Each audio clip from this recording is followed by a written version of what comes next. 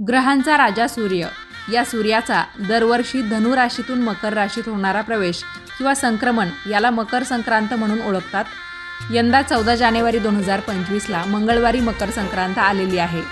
धार्मिक मान्यतेनुसार या दिवशी जगदंबा देवीने संक्रासूर नावाच्या दैत्याचा वध केला आणि सर्व प्रजा त्याच्या त्रासातून मुक्त झाली. प्रजा या देवीचा जय जयकार करत असताना तिला संक्रांती देवी असं म्हणू लागले.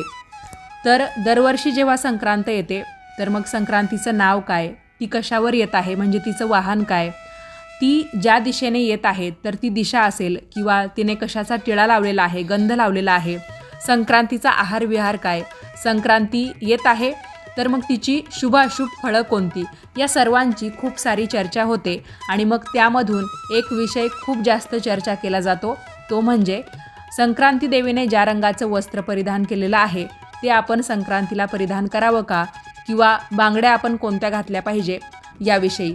तर आपल्या दिल्लीकर मराठी या यूट्यूब चॅनलवर याविषयी मी सविस्तर माहिती दिलेली आहे. तुम्ही एकदा तो व्हिडिओ अवश्य पहा आणि हा व्हिडिओ पाहिल्याबद्दल तुम्हा सर्वांचे खूप खूप धन्यवाद.